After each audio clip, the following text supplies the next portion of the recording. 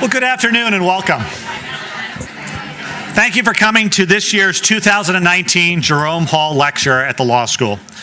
Jerome Hall was a beloved faculty member at our school from 1939 until 1970. He was a pioneer in interdisciplinary analysis of legal problems, and his scholarship on criminal law and jurisprudence was internationally recognized. Though he passed away in 1992, his work is still regularly cited today. Professor Hall's focus and approach has a deep place in our institution's history, and the law school's library is named in his honor. Our faculty continue to embrace Hall's work in their research and writing. His work was driven by the belief that understanding how law develops and its impact on society and culture is best understood through interdisciplinary analysis, and that we understand law better when we examine it through different lenses, situating law in its historic, economic, political, ethical, and social context. It's also a belief that the true culture of democracy requires an informed citizenry that is comfortable talking about and thinking about the law. Both law reflects and defines these basic social values. With this background, the Hall Lecture Series brings influential and remarkable scholars to the Maurer School of Law each year. Recent lecturers have included Malcolm Feely from UC Berkeley, Rachel Moran from UCLA Law School, Thomas Green from the University of Michigan, Sanford Levinson from the University of Texas Law School, and most recently, June Carbone from the University of Minnesota School of Law. Today, we're very fortunate to welcome one of the nation's leading scholars on human trafficking and labor migration as this year's 2019 Jerome Hall Lecturer, Professor Janie Chuang from American University's Washington College of Law. Professor Chuang has had an impressive career. In addition to her scholarship, she has served as an advisor to the United Nations, to the International Labor Organization, and to the Organization on Security and Cooperation in Europe. She served in leadership positions with the American Society of International Law and the International Law Association. She is currently a member of the Freedom Network USA and a member of the Modern Slavery and Trafficking Working Group for the Gilder Lehrman Center for the Study of Slavery, Resistance, and Abolition at Yale University. She's a widely read and respected scholar with the most recent book focused on the law, policy, and practice of human trafficking. A graduate of Yale University and Harvard Law School, she worked as an attorney at Cleary Gottlieb, practicing in the area of international law and international arbitration, and ran an international human rights clinic at American University before serving as an Open Society Fellow in Indonesia and teaching at the University of Toronto. Please join me in warming welcoming this year's 2009 Jerome Hall Law Lecture.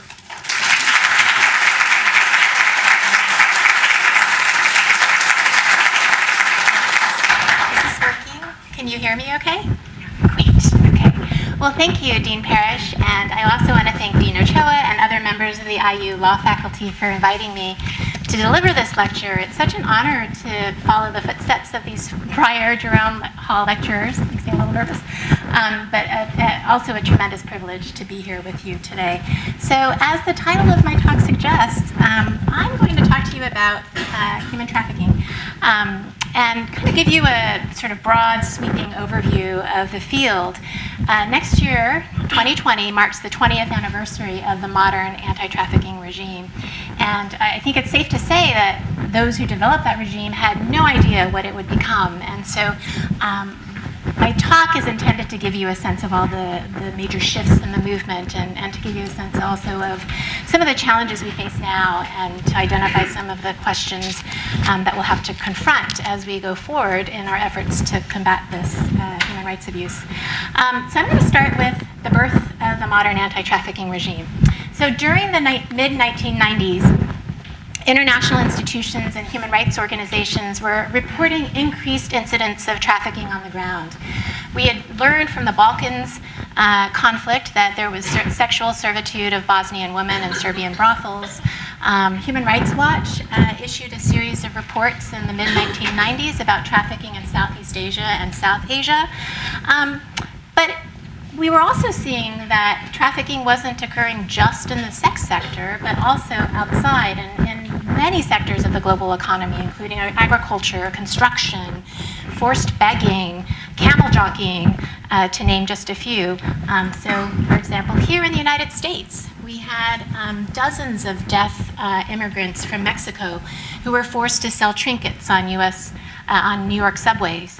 And so, as a result of all of these reports of trafficking, human rights organizations started pushing for a more expansive definition of this concept of trafficking. Because what we had at the time was an international treaty known as the from 1949 that defined trafficking as really just limited to trafficking of women and girls into the sex sector. So there was a desire to expand that concept of trafficking to include trafficking into non-sexual labor sectors. At the same time, countries were increasingly concerned about border security, and particularly the role of transnational organized criminal syndicates in facilitating clandestine migration. So there was an effort made to develop a transnational organized crime convention, and a decision ultimately to attach to that convention a protocol that dealt with trafficking. This is an important moment because what happened with this move was it set the framework for trafficking. It framed the problem as a problem of criminal justice, right, as opposed to a human rights issue. So this treaty, it's important to note, was negotiated through the organs of the Crime Commission of the UN as opposed to the human rights organs of the UN. And that had consequences that you'll see throughout the talk. The framing of trafficking being a problem that was best addressed through aggressive prosecution of traffickers and the rescue of victims. So very quickly, the trafficking protocol is based on 3 priorities known as the 3 Ps. This is actually a policy platform that was developed by the US government, which actually led negotiations over the protocol. So these are the 3 priorities. But the clear emphasis of the treaty is on prosecution. So if you were to actually look at the terms of the treaty, you would see that the language relating to criminalization are all framed, all of those provisions are framed in the language of states shall criminalize these activities, whereas the provisions that dealt with protections of trafficked persons are framed in the best of UN aspirational language. States shall endeavor to take appropriate measures within their means to protect and provide assistance to victims. And so that is the framework we had. That is what the first modern anti-trafficking treaty does with this problem. It also defined trafficking and came up with an astoundingly unwieldy definition of a phenomenon that I'll note, has been a point of much contention ever since. We're still debating what this definition actually covers, even now, 20 years later. But to break it down for you, trafficking involves 3 elements. One is an act involving recruitment, transportation, movement, harboring of a person. Second element, by means of force, some form of force, fraud, or coercion for the purpose of putting someone in exploitation. Now, exploitation isn't defined, and that's by design. There is a list of forms of exploitation, so included within there, as you can see from the slide, forced labor, practices similar to slavery. But the list that's included here is meant to be non-exclusive because the drafters of the protocol at the time recognized that human beings, ever so inventive, can come up with new forms of exploitation that the drafters had never even dreamed of. And so they left it open-ended so that it could cover other forms of exploitation that might pop up in the future. So the UN Trafficking Protocol was adopted in December of 2000. But 2 months prior to that, the US government adopted its own anti-trafficking domestic law. And from that point on until to this day, the US government has actually had an outsized voice in global anti-trafficking policy. Despite it being a domestic law, it has long extraterritorial reach by virtue of rankings and sanctions mechanism that's included in this law that effectively has positioned the US in the role of what I like to call the global sheriff on trafficking. So essentially what it does is every year the State Department is authorized to issue a trafficking in persons report that basically assesses how every country around the world addresses trafficking according to a set of US minimum standards. And so those that are compliant are tier 1 countries, and those that are found non-compliant are tier 3, and in between is they're trying, or they're not trying hard enough, but they're trying. And so the consequence, though, is if you fall onto tier 3, that puts you in danger of being subject to U.S. unilateral sanctions. They're non-trade related, non-humanitarian related sanctions, but the U.S. is meant to withhold assistance if you fall into Tier 3 and you don't clean up your act. You're given a 90-day grace period after the release of this report to clean up your act. And if you don't, you may be subject to sanctions. Not only U.S. unilateral sanctions, but U.S. multilateral support, U.S. support for multilateral aid. So the U.S. will withdraw its support for World Bank projects, IMF projects, Inter-American Development Bank, so on. So it's a big stick, essentially. And so the timing of this sanctions mechanism and the fact that it coincided with the creation of it, coincided with the adoption of the protocol, was fortuitous from the U.S.'s perspective in that the UN protocol lacks an enforcement mechanism. So in that void, this is the mechanism that functionally ends up shaping how other governments form their anti-trafficking policies. So the U.S. essentially has used reputational shame and the threat of sanctions, power of the purse to influence how governments all over the world have developed and shaped their anti-trafficking laws. So many of the policy trends that I'm going to talk about in this lecture can be tied back to U.S. policy because of the tremendous influence that the U.S. has borne internationally. Okay, so I'm going to turn to, so here's a slide from the most recent TIP report. So countries in green are doing well, countries in red, not so. So Western Hemisphere is not bad. Africa is problematic, apparently. Those are just two slides to give you a sense of how we think about different countries.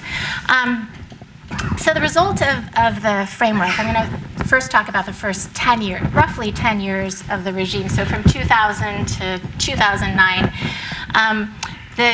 With the combination of the UN Trafficking Protocol and the US law, they both feed a narrative of the problem of trafficking that I view as highly reductive. The narrative is that trafficking is the product of individual criminal deviant behavior, and that therefore the solution is aggressive prosecution of traffickers and the rescue of victims. And so we have that narrative sort of encouraged in the TIP report. So when we're assessing how other governments do, a lot of emphasis is put on the rate of prosecution. How many prosecutions are you undertaking? How many victims are you rescuing? And so in terms of implementing this, the Bush administration was had the first crack at influencing governments around the world. And this was at a time when governments, this is right after the UN Trafficking Protocol was developed and adopted. And so governments were quickly trying to develop anti-trafficking domestic laws all over the world. And the Bush administration, with the power of the purse, was able to really affect how governments shaped their laws.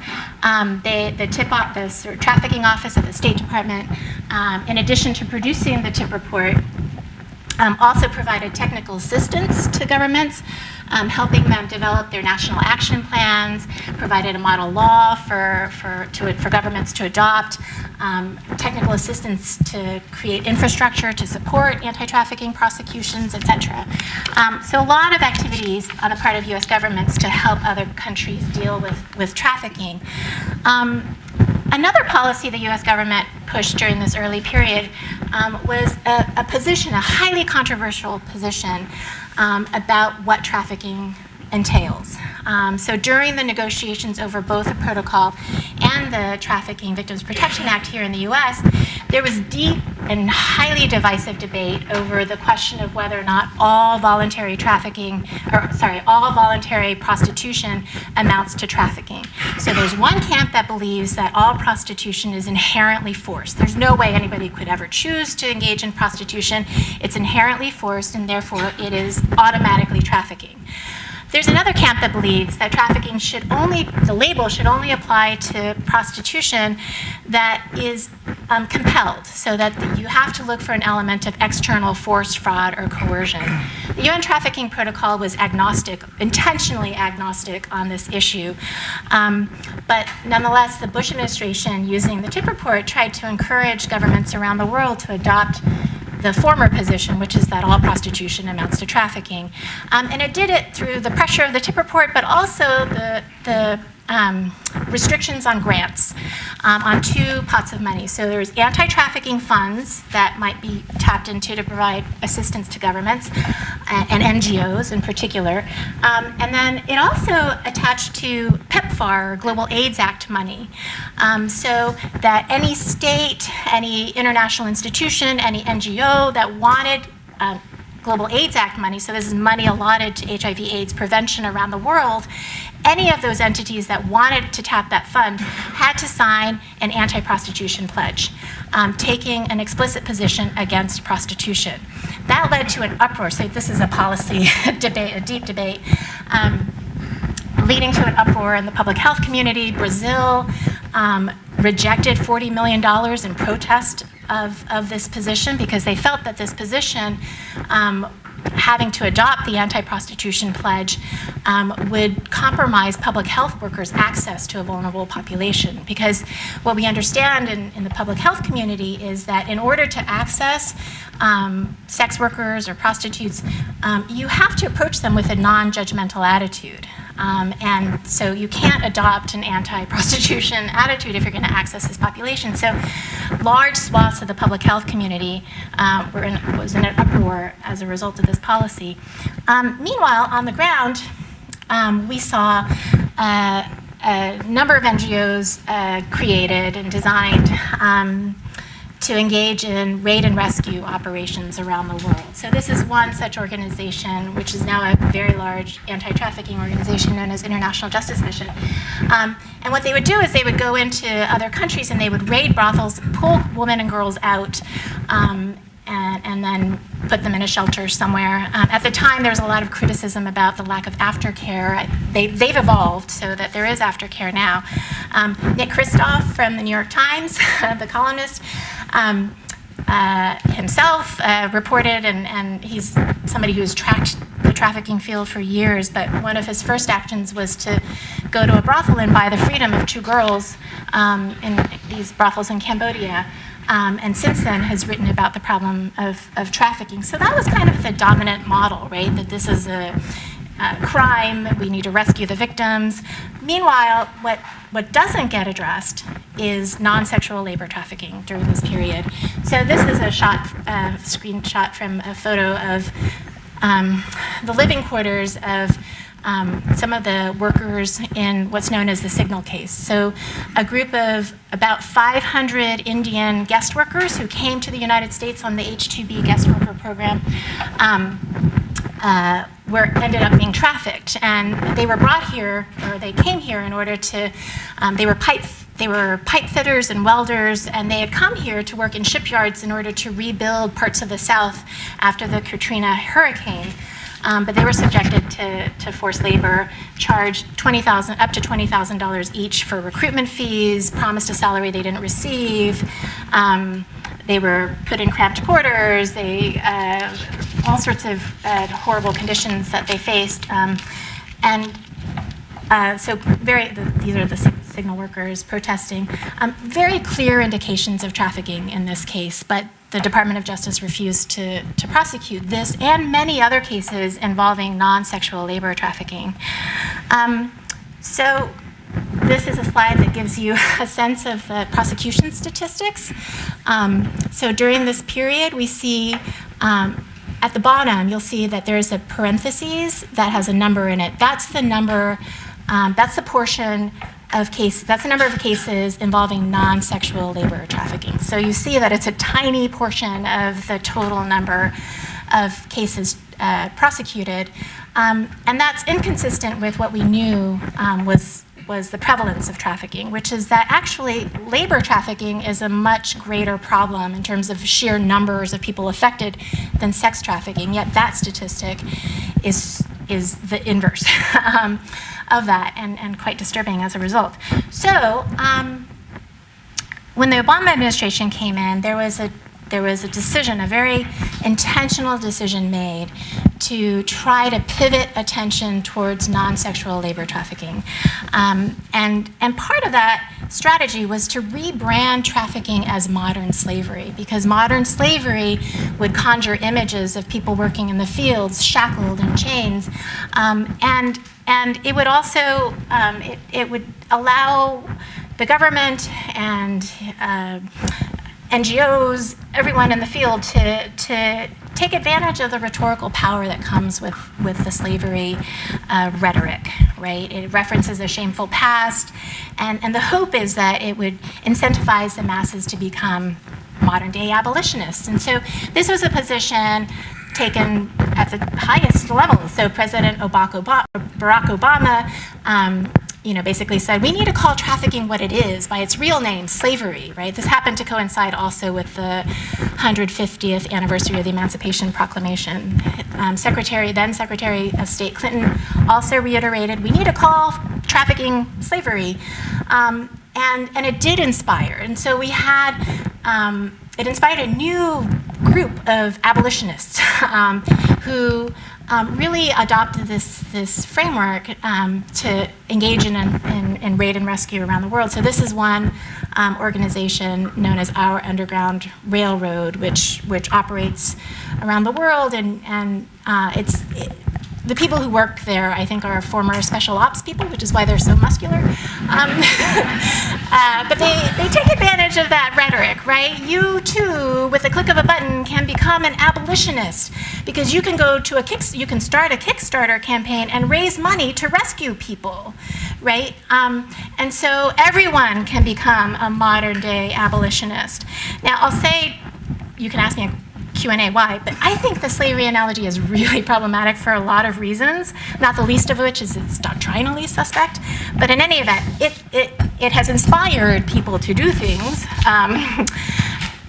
And I will say that it has also had the benefit of doing what folks in the Obama administration wanted, which is to draw attention to non-sexual labor trafficking. So now we know that trafficking can occur in your neighboring state. This was trafficking involving children working in egg farms. That trafficking can occur with respect to not only undocumented migrants, but documented guest workers. And also de facto guest workers. So there's something known as the J-1 visa program under the state. It's under the auspices of the State Department. It's a cultural exchange program. That's how study abroad people like Fulbright scholars come in. But it also includes a couple of programs that are really de facto guest worker programs, including the au pair program and what's known as the summer work travel program. And so a story broke during this period about students who were participating in summer work travel who came from all over the world to work in chocolate factory, Hershey's. And they ended up working for less than $1 a day for 16-hour days, literally back-breaking work. And that sort of opened the door to our recognizing that there are some sort of guest worker programs that exist under the label of cultural exchange, that because they are under the auspices of the State Department, they manage even more than our guest worker programs to escape labor scrutiny. And so a lot of exploitation in the context of that program. And we also came to recognize that trafficking can occur with respect to not just unskilled or low-skilled labor, but highly skilled labor. So we have trafficking of teachers, we have trafficking of nurses. We also learned that U.S. taxpayer dollars are funding trafficking in the sense that within U.S. government procurement chains and government contracting chains, that our U.S. government contractors and subcontractors, a number of them that supply life support services on U.S. military bases in Iraq and Afghanistan, are actually engaged in forced labor. So that became exposed in this period of time as people thought about slavery around the world. We also have a broader awareness of how forced labor connects to our daily lives. And so we now know that the food we eat, the clothing we wear, that somewhere in the supply chain there very well may be forced labor that leads to the production of these products. were assisted by a website that was commissioned by the State Department known as Slavery Footprint. So if you ever go to this website, you can take a survey and you essentially answer these questions about your consumption habits. And then at the end of the questioning, they give you a number that tells you how many slaves support your daily life. And that can be shocking. And the goal is to encourage ethical consumption, like this. So we have a few measures being developed. They're small steps, but they're steps nonetheless to deal with what we now know about the prevalence of trafficking. And so one of them is the California Transparency in Supply Chains Act, which is a disclosure requirement. So basically, if you're a company that earns more than $100 million in gross revenue worldwide, and you're operating in California, you have to have a website. Somewhere on your website, a disclosure as to whether or not there's forced labor in your supply chain. You have to attest to whether what measures you've taken to look for forced labor or slavery, and you have to disclose it. Now, you could disclose it that you do have forced labor and slavery in your supply chain. It doesn't require you to actually do anything about forced labor. You just have to confess to it on your website. We also have an executive order that requires that now U.S. government contractors and all their subcontractors beneath them have to try to not engage in forced labor. Enforcement is a question, but nonetheless, there's government contract clauses now that say that they won't engage in forced labor. And now we're also bringing trade law to bear, in that we have laws that now allow Customs and Border Patrol to turn away any imports that are made with forced labor somewhere in the supply chain. And so this has really come about in the last year or so. CBP is issuing these withhold and release orders, they're called. And so we're turning away pajamas that would otherwise go to Costco, tuna from Vanuatu. We're also turning around gold from the DRC, rubber gloves from Malaysia, and tobacco from Malawi is also subject to a WRO. So there are a number of actions being taken to deal with to address the forced labor in the supply chain. So all of these developments reflect are pushing us towards a broader understanding of trafficking than certainly that held by the UN Trafficking Protocol drafters. The sobering reality is that we can't prosecute the problem away, right? So this is from the 2019 TIP report. You see statistics of worldwide prosecutions. Again, the parenthetical is the number of labor trafficking cases. So only in 2018, only 11,196 cases prosecuted. Of those, 450 for forced labor, non-sexual labor. So that statistic is all the more stark and disturbing when you think about what we're saying is the global statistic of the trafficking slavery phenomenon worldwide. So right now, the statistic is 40.3 million people worldwide. I invite you to ask me about the statistics. Problematic in some ways, but regardless of whether or not you take the 2012 number or the 20.9 million number or the 40 million number, it's still a lot larger than the number of people being prosecuted or number of cases being prosecuted. This is the statistic from prosecutions within the United States. So labor, a very small portion of the total prosecutions. And so, again, we can't prosecute this problem away. And we're coming to the realization that these post hoc solutions aren't working. And so we need a much more robust approach that really gets at prevention of trafficking in the first place. And that part of that is addressing these really deeply embedded societal structures that enable, if not encourage, extreme exploitation, particularly of migrant workers. And so we've got to look at our labor migration frameworks much more closely that allow employers to treat guest workers as disposable labor to be employed on the cheap and afforded minimal rights protections. And that to prevent trafficking, we have to acknowledge and address the fact that trafficking and broader worker exploitation, they're not different phenomena.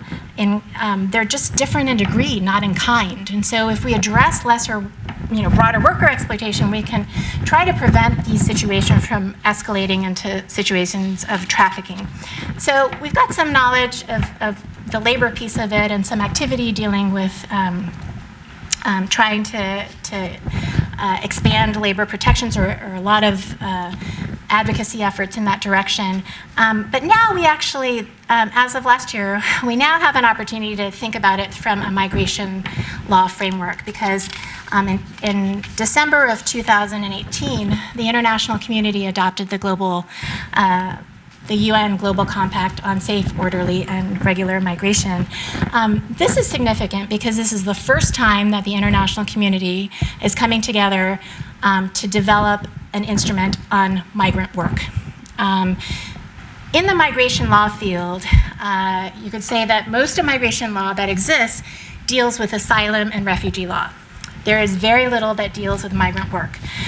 We have less than a handful of treaties dealing with migrant work, and they're notoriously poorly ratified. And those few countries that have ratified those treaties are countries of origin rather than countries of destination where migrant workers work and are most immediately in need of protection. So they haven't been that effective. And so we now have this international cooperation agreement. It's a non-binding instrument, I'll say up front. And also important to note is that the US pulled out of negotiations when the Trump administration came in, and tried to convince other countries to pull out as well. And they did manage to get some countries to pull out. But most countries around the world have actually adopted the agreement. And so the agreement covers 23, it has 23 objectives. These are the objectives. And there are a few that are particularly meaningful for anti-trafficking,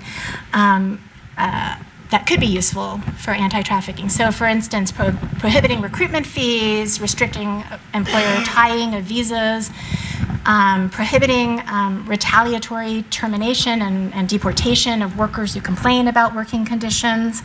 But the other thing that, and I'll just say that underlying these objectives, as with any migration law or policy, are three competing, underlying the GCM are three competing objectives: a concern about border control, a concern about access to flexible labor markets, and also a concern about migrant welfare.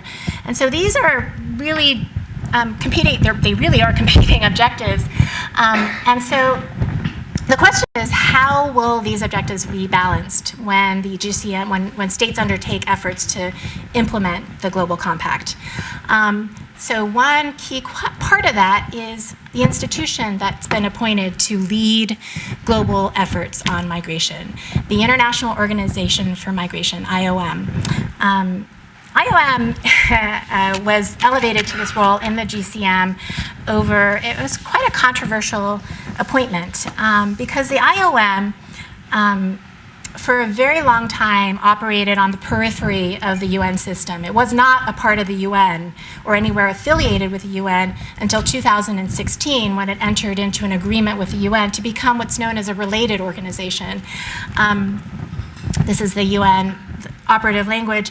And I point this out because it allows IOM to essentially function how it's always functioned, which is an autonomous, non-normative international organization. Non-normative is key to this analysis, because unlike other UN specialized agencies. So IOM had the option to become a UN specialized agency. It rejected that. It decided to be a related organization so that it can maintain its independence. So there are some really important differences between the IOM and, for instance, these are actual UN agencies, all of which have normative protection mandates, right? So their role is to protect particular populations for particular issues, right? Whereas IOM's mandate is basically to just provide migration services to member states. There's no normative guidance as to what it can do. And so it has non-normative mandate. And what's also different about it is it receives project-based funding. So unlike UN specialized agencies that operate on core funding from voluntary contributions from states, IOM has to raise its own money for projects. And IOM So this is a list of the field offices, 147 countries. IOM has 500 field offices in 147 countries around the world, 10,000 employees. And every one of these offices, in order to sustain their existence, have to come up with projects and implement their projects to earn revenue because they don't have core funding. And so IOM is known for being entrepreneurial because it has to be. It's also omnipresent. As I said, it's all over the world.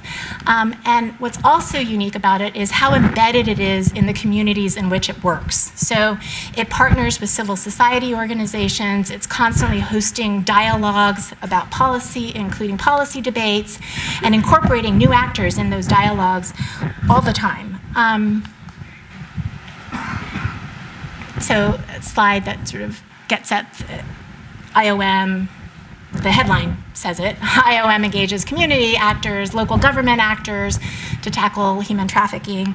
And so some of the concerns, and there are many concerns about IOM taking on the role of implementer, sort of lead migration agency, have to do with its operational history. Because IOM's approach to migration issues is what it refers to as a migration management approach. It assumes that migration will happen and that really you can't restrict migration from happening, and you wouldn't want to because it would harm the necessary circulation of workers in the global economy. And so the goal, therefore, is to manage migration, to sort good from bad migration, so that migration can be a triple win for everyone, for countries of origin, countries of destination, and the migrants. But IOM's operational history suggests that we can't be entirely sure that it's a triple win in the sense that it's actually a win for migrants.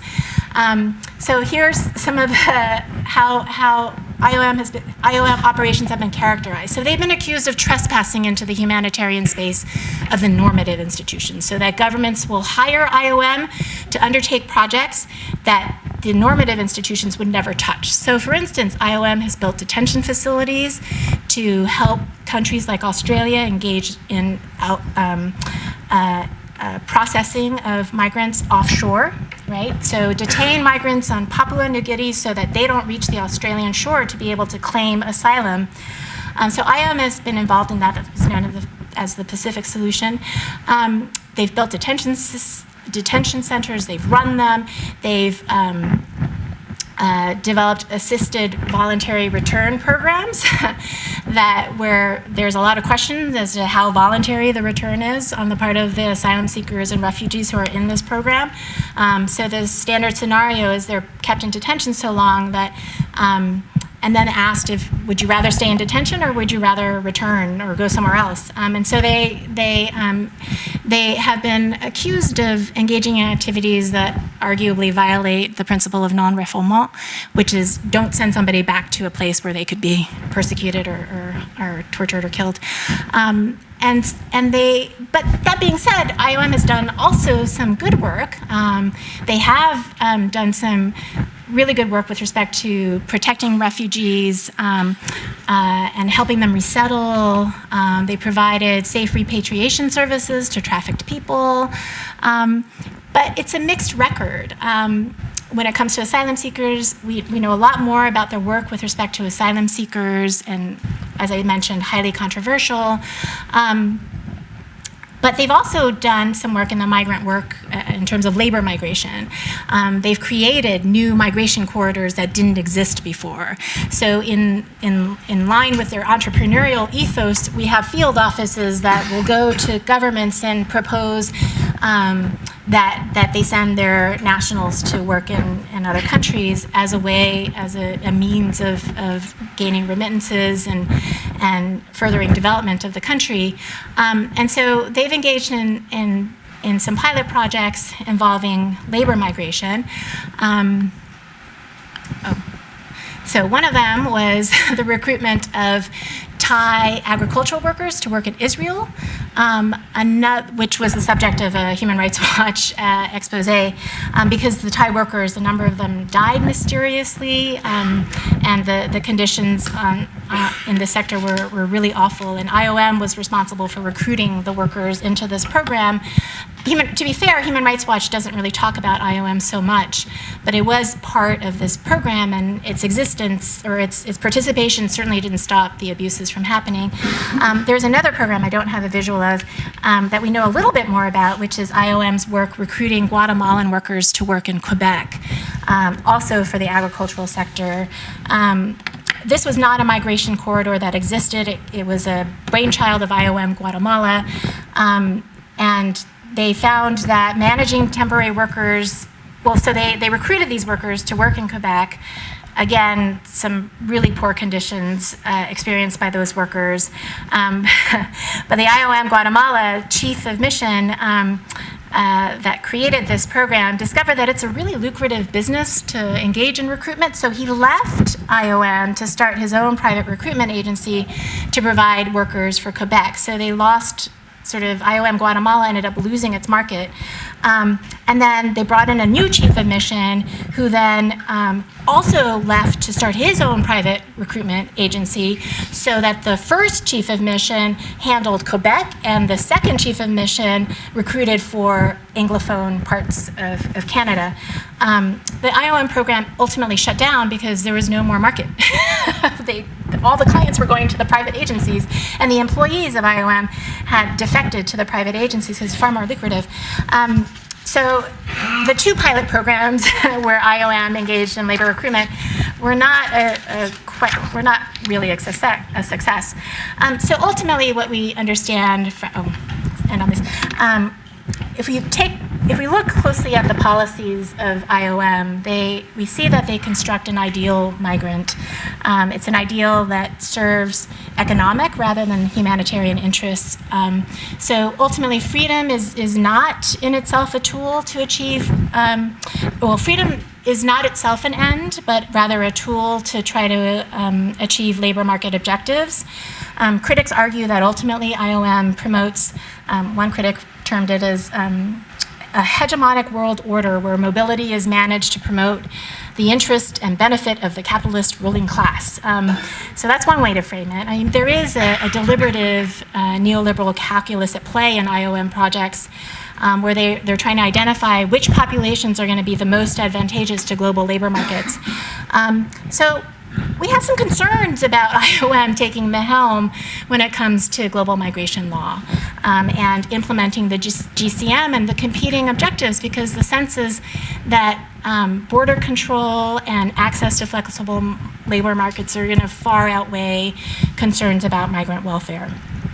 And what makes it worse is that we also see on the ground, in terms of advocacy movements, a rising narrative that migration is a solution to development rather than a problem for development. And so the World Bank, UNDP, has always promoted migration for development purposes, but we're now seeing a strain of argument coming from some development think tanks that are actually being explicit about how we need to be less rigorous about, for instance, ethical recruitment frameworks, because that prevents labor migration, and it's better to accept lower rights standards in order to increase the number of people who are migrating, because ultimately that will serve development goals and the lives of people better.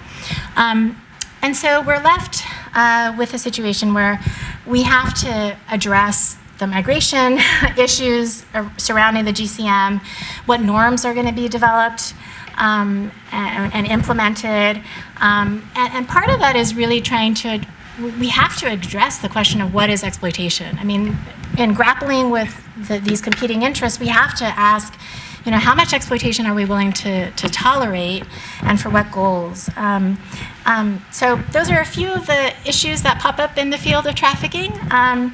We can't, much as we couldn't avoid dealing with migration and had to arrive at the Global Compact because states avoided that for decades and decades. We can't avoid dealing with some of these really hard questions about exploitation and what we find acceptable and how we define what is too much exploitation and what's enough to, in light of people's right to migrate. Those are questions we have to grapple with. It's a project we have to undertake so that one day when trafficking does occur, it's an anomaly and not a feature of our global economy. So with that, I will take your questions.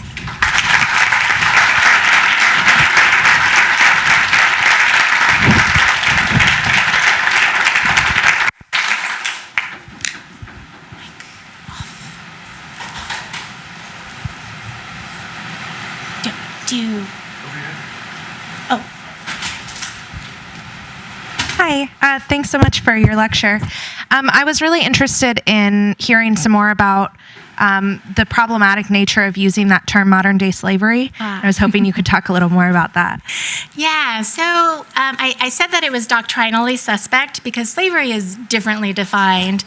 So there's a whole doctrinal piece to this. Because trafficking has a much lower threshold. And one of the problems, I think, with the slavery analogy, well, lots of problems. So one is that it's inaccurate to characterize modern day trafficking as slavery because there are some really important differences between chattel slavery, transatlantic chattel slavery, and current trafficking.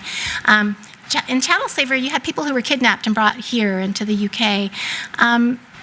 In the case of trafficking, most trafficking scenarios start with an act of agency, right? It's an affirmative decision to move, to search for a better livelihood or survival. And so that's an important distinction because if you frame it as a problem that involves some element of agency, and you recognize that it's agency in a context of limited choices, your policy proposals are going to be very different from a situation where there's no agency exercised at all.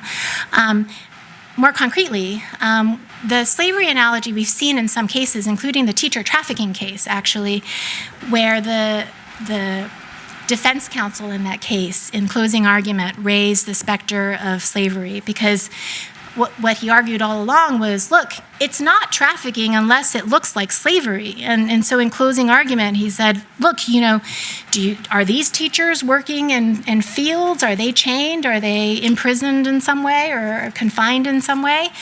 Because in that case, the teachers, they actually testified that they loved teaching. They loved their profession, but they hated the conditions they were in. And so it's sort of, the slavery rhetoric kind of implicitly raises the threshold for trafficking, right? You don't need those conditions in order for something to count as trafficking.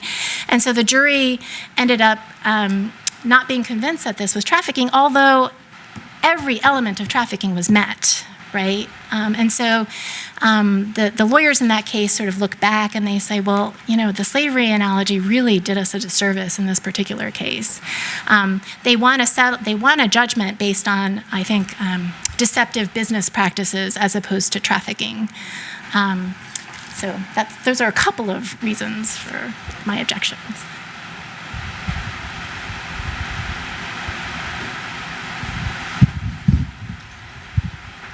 Hi. So over 90% of sex trafficked victims have been arrested on charges of prostitution.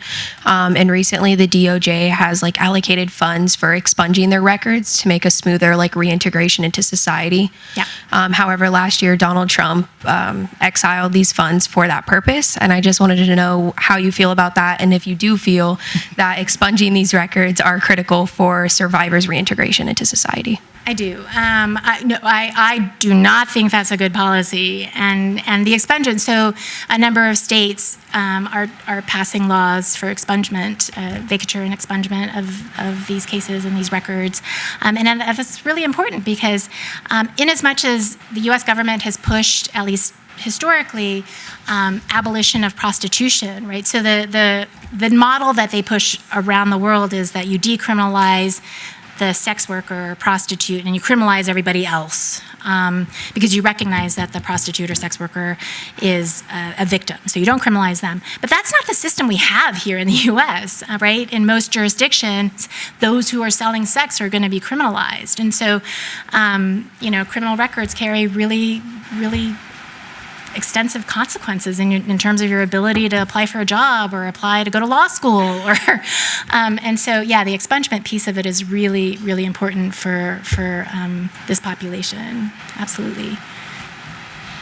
Hi. So I wanted to know your thoughts on the intersection of human trafficking and human smuggling, especially as numbers of displaced persons are reaching record high. This summer, I worked on a case where groups of people had paid to come to the U.S., but then along the way, it turned into more looking like trafficking, where they're abused or it wasn't what they were told, and so it becomes more like exploitation, and how the existing framework might address that when it's not specifically sex trafficking or specifically labor trafficking. It's more this gray area. Okay. Yeah. So trafficking. So a trafficking situation can, and often does, start out as a smuggling situation that becomes trafficking, and we still consider it trafficking because so if somebody let's say a scenario where somebody pays somebody to get you across, or you pay somebody to get you across a border illegally, that's smuggling. That's smuggling is paying someone to get you across the border illegally. The difference between smuggling and trafficking is that there's a purpose of exploitation on the back end required for trafficking. So as soon as that situation turns into one where somebody is the expectation is that they'll be put in some sort of forced labor or sexual exploitation situation, that actually is a case of trafficking. But that being said, it's a distinction that governments try to avoid, right? So governments have an incentive to deem cases migrant smuggling instead of trafficking, because under go back to the initial slides, the migrant smuggling protocol, smuggled migrants are treated differently from trafficked persons. Smuggled migrants are viewed as complicit in a crime, and so the most they're entitled to under the migrant smuggling protocol is safe repatriation, right? They're not entitled to states considering letting them stay, providing them with social services. They don't get any of that, right? Because they're viewed as complicit in a crime.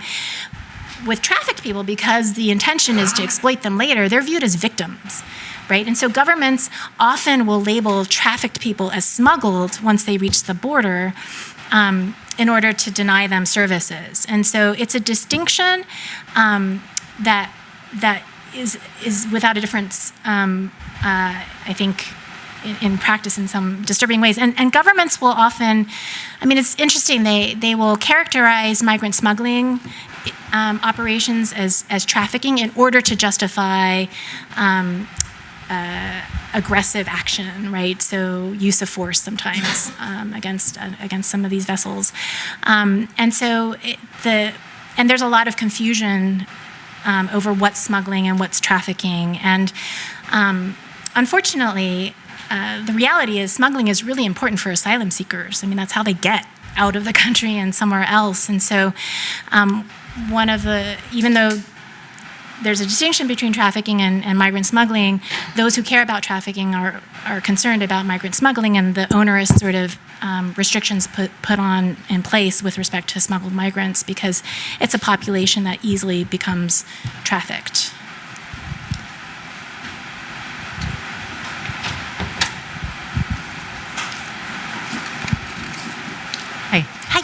Thank you so much.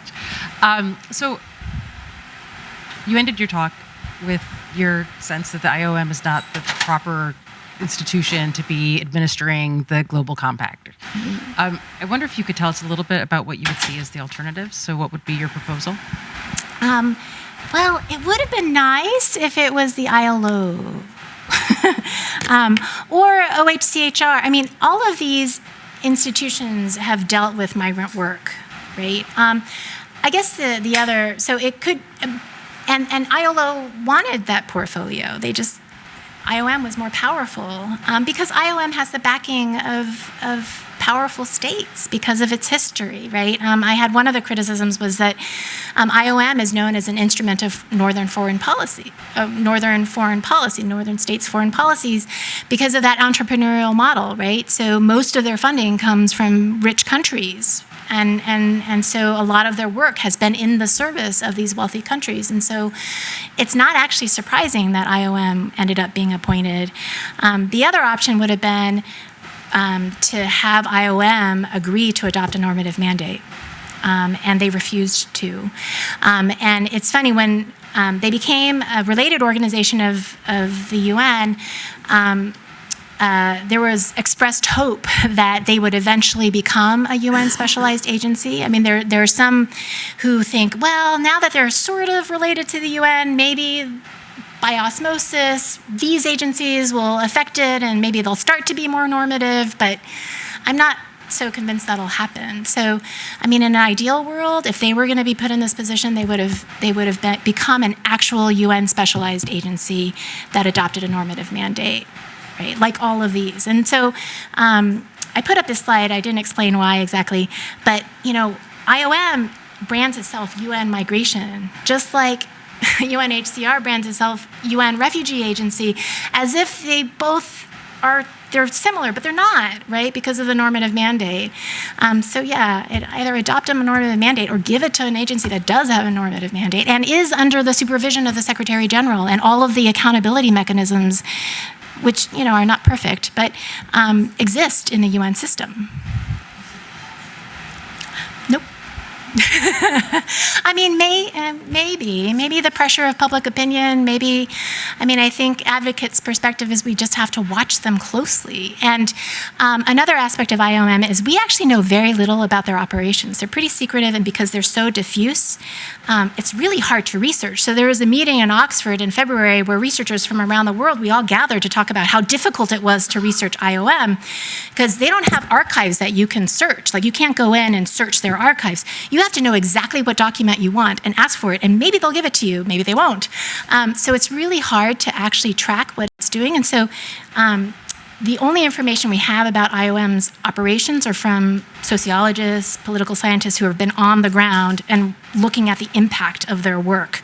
We get very little from their actual documents. Hi. For the think tanks that you briefly mentioned towards the end that are looking at the lack of development with migration. Correct me if I'm wrong in saying that, but I wanted to ask you if there were certain, requirements or economic policies that would need to be in place in order for development to occur without the rights to the individual. Just because you briefly mentioned that it was talked about that the migration is maybe not bringing the development that once was thought to bring? Oh, no, it's actually the reverse. So the idea is that from the development, there's a migration as development, right? Migration is the solution to our problems with development. We need to send more workers abroad so that the remittances can come back in and lead to development, lead to, great, stronger economies back home. And so the idea is, our solution is let's get more people to migrate. And these think tanks, one in particular, the Center for Global Development, which is a really prominent development think tank apparently, it has a proposal in the works called its Labor Mobility Project, and it wants to create temporary work programs around the world along this model of, well, let's balance it so that there aren't so many rights that we impede migration, yet let's create these temporary labor programs all over, right? That's the goal. And they're getting significant funding for that. Okay. We're out of time. Please join me in thanking Professor.